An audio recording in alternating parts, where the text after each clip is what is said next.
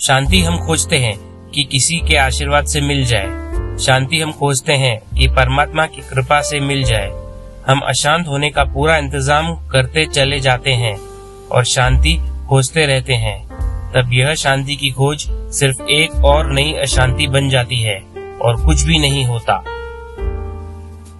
कथा है कि चीन के सम्राट ने बोधिधर्म से पूछा, मेरा चित्त अशांत है, बेचैन है, मेरे भीतर निरंतर अशांति मचती रहती है, मुझे थोड़ी शांति दें या मुझे कोई गुप्त मंत्र बताएं कि जैसे मैं आंतरिक मौन को उपलब्ध हूँ। बोधिधर्म ने सम्राट से कहा, आप सुबह ब्रह्म मुहूर्त में यहाँ आ जाएं, 4 बजे सुबह आ जाएं। जब यहाँ कोई भी न हो तब मैं यहाँ अपने झोपड़े में अकेला हूँ, तब आप आएं। और याद रहे, अपने अशांत चित्त को अपने साथ ले आएं, उसे घर पर ही न छोड़ आएं। सम्राट घबरा गया। उसने सोचा कि यह आदमी पागल है। यह कहता है अपने अशांत चित्त को साथ लिए आना, उसे घर पर मत छोड़ आना, अन्यथा मैं शांत किसे करूँगा। मैं उसे जरूर शांत कर दूंगा, लेकिन उसे ले आना, यह बात स्मरण रहे। सम्राट घर गया, लेकिन पहले से भी ज्यादा अशांत होकर गया। उसने सोचा था कि यह आदमी संत है, ऋषि है, कोई मंत्र तंत्र बता देगा, लेकिन यह जो कह रहा है वह तो बिल्कुल बेकार की बात है। कोई अपने चित्त को घर पर कैसे छोड़ आ सकता है। सम्राट रात भर सो न सका। बोधिधर्म की आंखें और जिस ढंग से उसने देखा था वह सम्मोहित हो गया था, मानो कोई चुंबकीय शक्ति उसे अपनी ओर खींच रही हो। सारी रात उसे नींद नहीं आई और 4 बजे सुबह वह तैयार था। वह वस्तुतः नहीं जाना चाहता था, क्योंकि यह आदमी पागल मालूम पड़ता था, और इतने सवेरे जाना, अंधेरे में जाना, जब वहां कोई न होगा, खतरनाक था। यह आदमी कुछ भी कर सकता है, लेकिन फिर भी वह गया, क्योंकि वह बहुत प्रभावित भी था।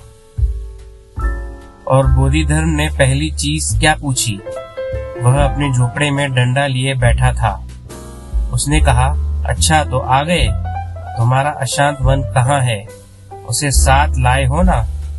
मैं उसे शांत करने को तैयार बैठा हूँ। सम्राट ने कहा, लेकिन यह कोई वस्तु नहीं है, मैं आपको दिखा नहीं सकता, मैं इसे अपने हाथ में नहीं ले सकता, यह मेरे भीतर है। बोधिधर्म ने कहा, बहुत अच्छा, अपनी आंखें बंद करो और खोजने की चेष्टा करो कि चित्त कहाँ है, और जैसे ही तुम उसे पकड़ लो, आंखें खोलना और मुझे बताना, मैं उसे शांत कर दूंगा। उस एकांत में और इस पागल व्यक्ति के साथ सम्राट ने आंखें बंद कर ली। उसने चेष्टा की, बहुत चेष्टा की, और वह बहुत भयभीत भी था, क्योंकि बोधिधर्म अपना डंडा लिए बैठा था, किसी भी क्षण चोट कर सकता था। सम्राट भीतर खोजने की कोशिश कर रहा था। उसने सब जगह खोजा, प्राणों के कोने कातर में झांका, खूब खोजा कि कहाँ है वह मन जो कि इतना अशांत है। और जितना ही उसने देखा, उतना ही उसे बोध हुआ कि अशांति तो विलीन हो गई।